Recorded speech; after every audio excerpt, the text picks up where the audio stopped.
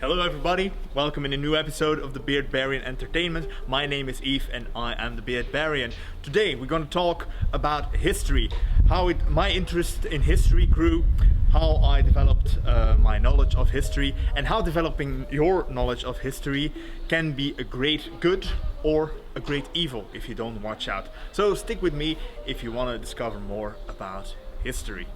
Follow me.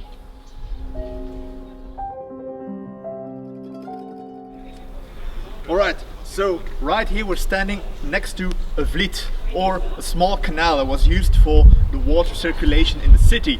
Now, to be honest, this isn't the real canal. The real canal was a lot bigger, but they made these evocations to bring back a little piece of history. And oftentimes these small evocations can be enough to help people with not a lot of imagination to bring back the past, to see the city as it once might have been.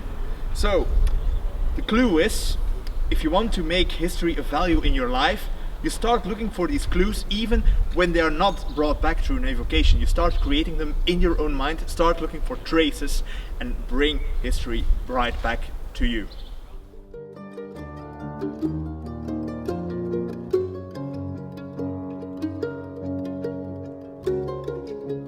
With most people who take an interest in history, there's always a point of initiation. It never comes right out of the air. This initiation can be through a random person. Very often the parents play a role. So for most people, getting into history starts with sort of magical initiation. They bump into someone who will tell them a beautiful story about the past, or show them an object that is related to said past. Very often this person can be a parent. Parents are very important in triggering historical interest, but it might as well just be a mysterious stranger that you meet. Somebody who puts that little story into your brain and will help to produce happy chemicals whenever you think about history.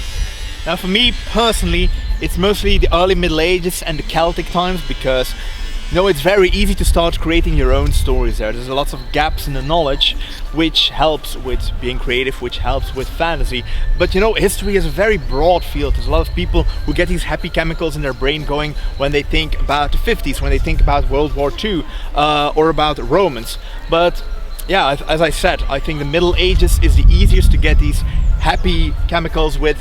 When we talk about the Romans, we don't think about the happy stories. We think about how they killed millions of people, how they burned villages and towns, how they conquered Celts.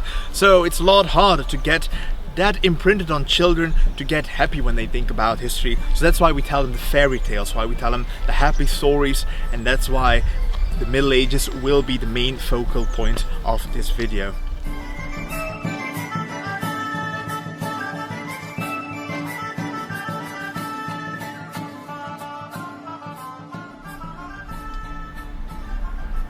A very important tool I advise for people who have difficulty imagining history for themselves is what I call the touch of history.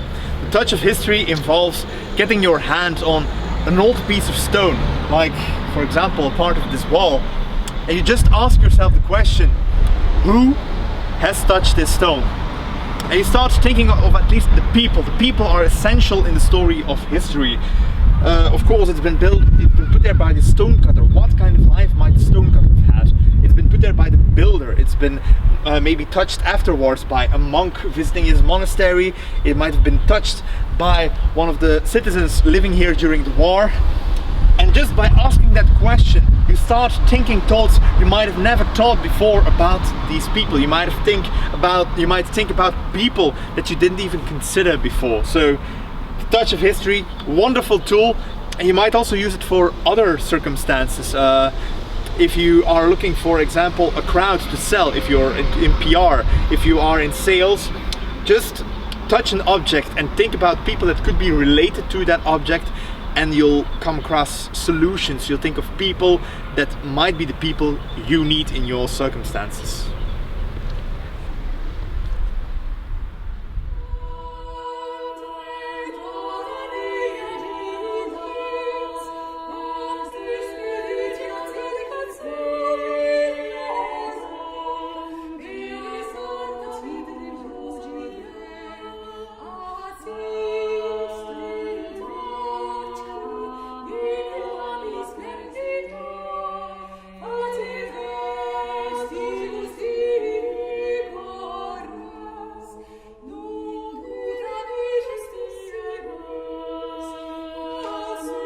Now, talking about study, what I really love is places like this, where they bring the function of the past together with the function for the now. This used to be the old monastery in Mechelen, which they turned into a library. So when you are studying books, when you're reading, when you're imagining, when you're meditating, or even just relaxing, you are doing that in the same place as where the old monks used to do that stuff. They used to study in these hallways, they used to pray and think about life. So go look for places in your neighborhood, or come here, visit places like this where you can try to get in that atmosphere and think how you are doing stuff that people have always been doing at that place.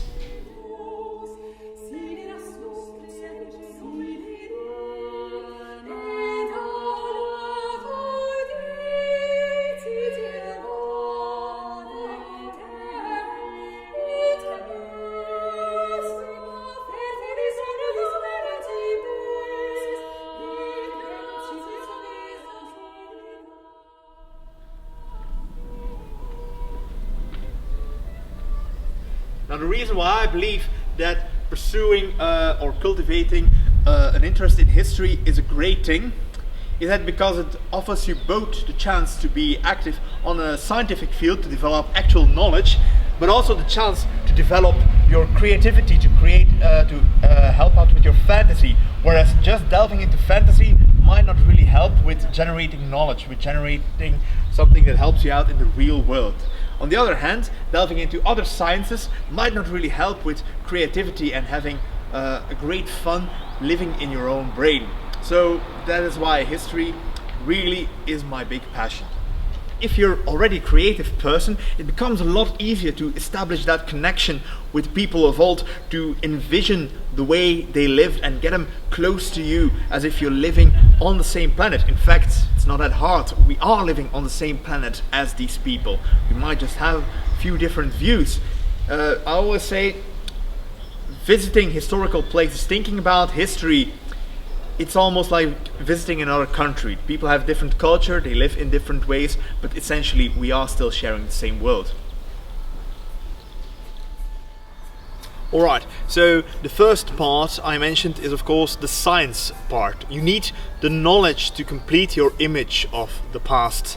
You can try to go without that knowledge, but you'll never feel like your image you're creating, the world you're creating in your head to live in, is actually complete. When you walk through a nice medieval or historical city and your knowledge is not complete, you will start seeing things you don't understand, and making up things to fit those holes of knowledge does not create the same level of happiness of actually understanding it. You'll also always feel like you're missing out on something.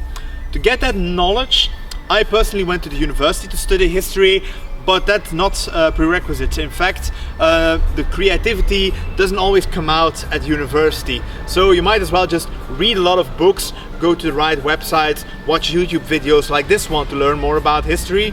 But in general, main point, study. Get more history about the period you want to get familiar with. Get more information about the world you want to live in.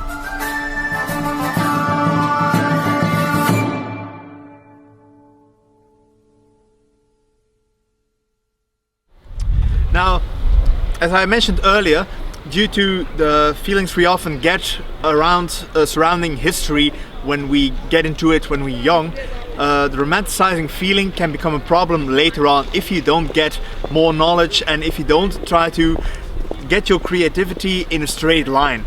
For example, when I was really young, I got into the books of Dan Brown about the Da Vinci Code.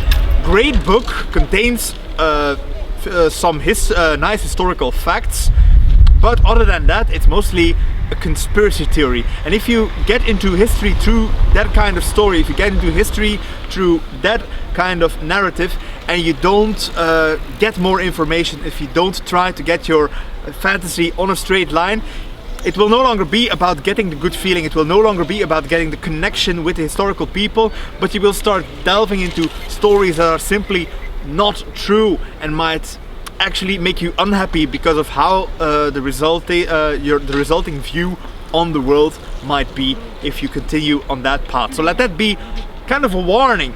I'm not saying don't read those books, do read them.